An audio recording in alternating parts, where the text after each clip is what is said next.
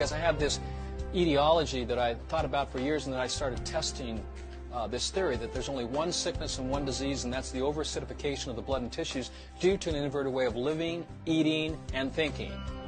I thought, oh wow, it's our lifestyle and diet that in fact that literally impacts how we're feeling.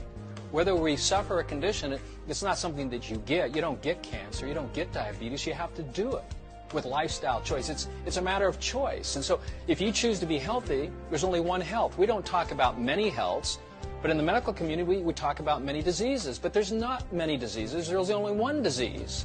And that disease is all expressed in how we maintain the alkaline design of the human body. So after 30 years of research, after the university, 30 years of researching this, I found two very important things. The first thing that I found was that the human body is alkaline in its design. Everywhere in the body it needs to be alkaline. And I don't know if you understand what alkalinity means, but scientifically there's a scale that goes from 0 to 14. 7 is the midpoint. Anything above 7 is alkaline. Anything below 7 is acidic. Well, our body fluids are alkaline at 7.365 to 7.4. The ocean is alkaline at 8.3 to 8.4. You see, health resides in a healthy alkaline state.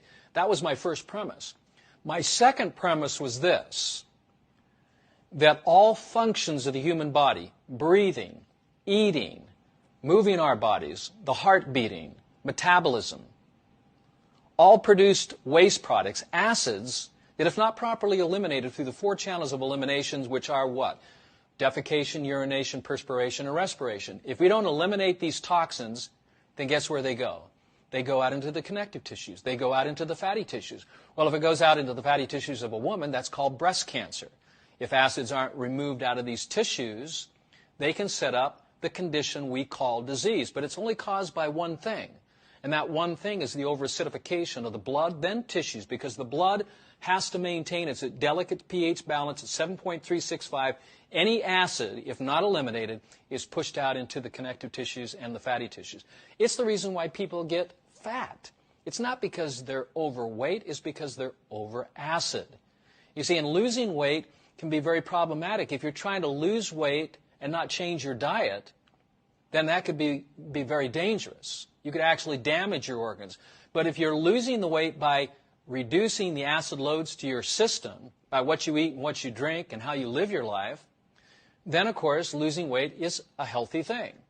So when I look at someone that's overweight, I don't look at them as fat. I look at them as, okay, they just don't understand the proper ways of eating, the proper ways of drinking, okay, the proper ways of exercise. How do we maintain that alkaline design? How do we get these acids that are being produced by metabolism out through the channels of elimination? Because once they get blocked, it's kind of like a drain that gets blocked, everything starts backing up. Okay, and when things start backing up, that's not a good situation. So we want to keep cleanliness from within and health from within, and we do that by maintaining the alkaline design of the body. So that has to then consider what we are eating, what we're drinking, and how we're living our life, even what we're thinking. Are we exercising on a daily basis? Are we juicing our foods? Are we getting concentrations of live, whole foods into our bodies to help restore our body, so to help restore our blood and then our body tissues? But that was the foundational premise of my research for the last 30 years. So when I'm working with a child with diabetes, whether it be type 1 or type 2, I realized that diabetes was the symptom. What I had to find was what was causing it. So I would ask the child, what are you eating, what are you drinking? You know, and I'd find out these children are constipated. And once I removed the channels, removed the constipation or the blockage of elimination, and I started alkalizing their bodies by getting them to juice and eat healthy alkaline foods, guess what? The diabetes went away. And that was so unbelievable, because what I had discovered is the cure for type 1 diabetes. And we successfully have continued to do this over and over and over again, in spite of, let's say, the current medical model, which is to take insulin for the rest of your life. And we're going, guess what, kids? Guess what, parents? There is another way. If you choose it, you just need to have the knowledge on how to maintain this body. I have a little box here which you may recognize, even if it's a distance. It's nothing more or less than the box that the toothpaste, Colgate toothpaste comes in. And it's fluoridated. Did you know that every toothpaste, no matter just Colgate, any toothpaste that has fluoride in it has the following warning printed on the box as well as on the tube? Did you know there was a warning on those tubes? A lot of people didn't. I'm glad that this group is a little better educated. And let me just quick read you. It's in tiny, tiny print, so I just printed it out for myself so I could read it easily.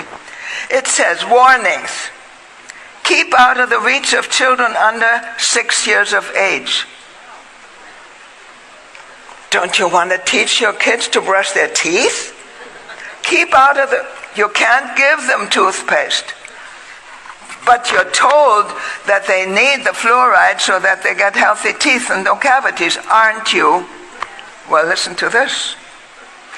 If more than is used for brushing is accidentally swallowed, mind you, kids don't have the capability yet of spitting out this toothpaste. If it's accidental, but they flavor it like candy, they make it look like candy.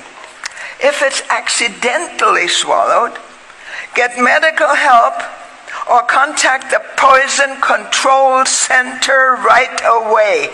Did you know there was poison? They mark it, they tell you so. Most people don't read this. People don't believe that there's poison in something that they put in their mouth. Never mind 6-year-olds. How about you? Do you think it's good for you to put poison in your mouth? Even if you spit it out, the mouth and the mucous membrane in the mouth is highly absorptive, and you get this poison. Furthermore, dentists who are knowledgeable and honest will tell you that there is no proof that fluoride does anything to prevent cavities. Hey, this isn't all. Children 2 to 4 use only a pea-sized amount and supervise the child's brushing and rinsing to minimize swallowing. They tell you don't swallow it, don't let your kids swallow it. It's poison. And if they do, they contact the Poison Control Center. But they fluoridate your water. More than 52% of American states and cities have now fluoridated water. Why? It doesn't do a thing to help your teeth or your children's teeth. It is one of the most powerful poisons there are. It's highly toxic. It causes bones to be brittle, teeth to get blackened. And it damages your immune system, the very system that you need to keep you healthy and to help to fight infections and cancer. Common form of B12 in the world is entirely synthetic. We make it from hydrogen cyanide. It's called cyanocobalamin. It's a cyanide-based B12. I mean, it's hard to believe that we're allowed to make vitamins out of hydrogen cyanide in this country, but we are. Flintstone vitamins have cyanocobalamin. So do Airborne. So do Celsius energy drinks. Emergency has cyanocobalamin, cyanide-based B12. So when you put this form of B12 into the body, it drops off the cobalt metal, the cobalamin, right, which is B12 is a metal, a light metal. It drops off the metal into the cell, and then you're left with a floating cyanide molecule. Now, the body doesn't recognize that.